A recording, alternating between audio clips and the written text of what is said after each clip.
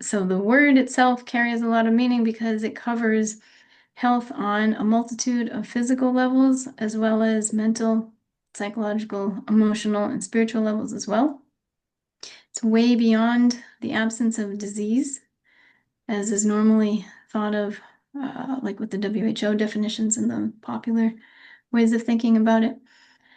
But it looks at all the running components of a human body, a person, and it checks to see, is this in the proper range of operation where it should be? And we just kind of go down the list, check all the aspects of function. And if anything's off, it doesn't count as perfect health or total health. Most notably, digestion. And if there are any signs of indigestion or excess metabolic waste formation, sluggishness, tiredness, inability to completely convert consumed food into dischargeable, healthy, vibrant energy. Those are all signs that we haven't quite hit the target yet. So I'm like I've been working with you for a while and I'm like kind of in this frame now, but I'm backpedaling to like, wait, I don't know, isn't some level of indigestion just like normal or like I don't know, I always get tired after I eat. And it's just weird to me that in the Ayurveda frame they're like, no, like after eating you should feel, I mean, what this is where I always get bottlenecked of like as a body worker, I understand the textural qualities, but I have not really verbalized them. But like, how should people feel after eating? So there are references that talk about proper digestive outcomes in terms of signs and symptoms. And there can be a brief period, maybe like 15 minutes to half an hour or so, of slight heaviness after eating a proper meal, one that would fill the stomach to about 75% or 80% capacity with the right amount of fluid, with the right amount of space inside for everything to churn. And so a little bit of heaviness after that meal can still be considered within the range of normal. But if it goes beyond that, if the person's lethargic for an hour or two after eating, it's probably either the meal itself was too heavy, or the combination of foods were too heavy, or the timing was off, or Hmm. any other number of factors that could cause heaviness. It could also be that the person's carrying a tendency for heaviness, like they have a certain higher predisposition to kapha in their constitution, like you do.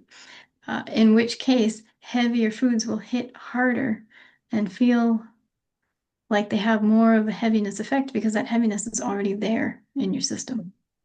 So I guess in the world at large, like what are some things you see people assuming are like just how life is that you look at Ayurvedically and you're like, no, you have an imbalance. Like we can fix this.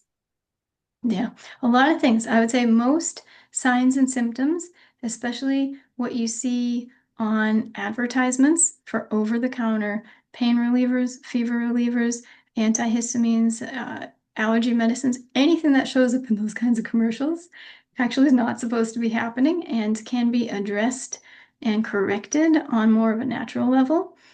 How long does that take? How involved is it? Varies immensely person to person. But those kinds of things that society tries to convince us are just minor annoyances and can be subdued or controlled. These are all of our body's early warning systems to tell us that something is outside of its normal range of operation. And if you act now to try to bring things back into that range, you're going to avoid bigger problems later. Yeah, and that's just like a really interesting thread to me because letting in the enormity of like, no, no, no, this is an early symptom, and the thing to do to correct it is apparently well described by Ayurveda, which is like, no, you just actually have to shift your diet or you actually have to shift your lifestyle habits.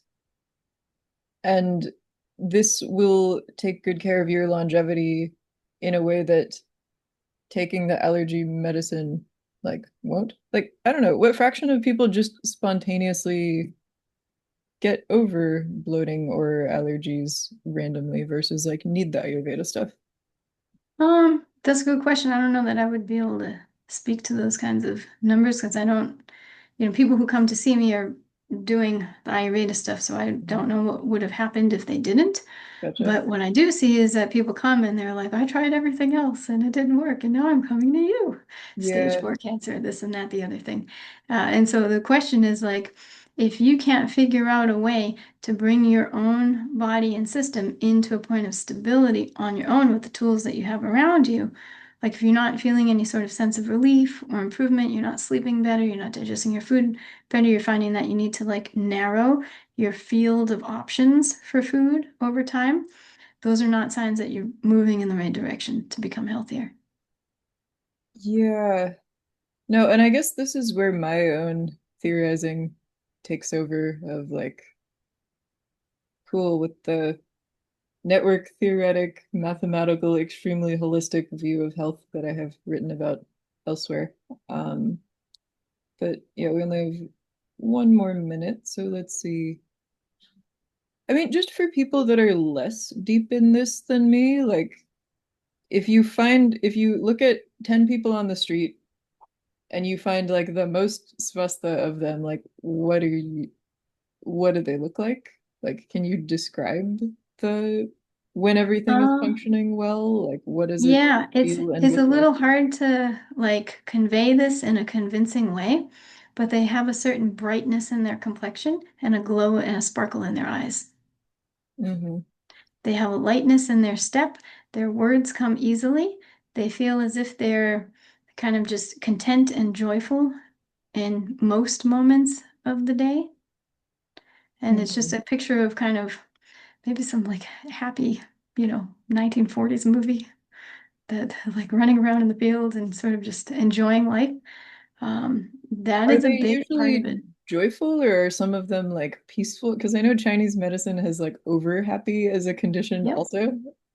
Yeah, definitely not over happy, but like just a sense of contentment, Mm-hmm. not feeling irritated by everything around them or not feeling irritated by even little things and just feeling satisfied. It's not neurotically happy. Mm-hmm. That's a problem as well, but just on the other end of the spectrum. But that kind of simple, calm, peaceful contentment and joy in the present moment, I think. And even things like, I don't know, absence of like minor rashes or like dandruff or like oily skin, like it actually does get quite texturally granular, which is something I've resonated with in Ayurveda. But yes, we'll end it there because I know you have to go. Okay. So thanks, good All to right. chat.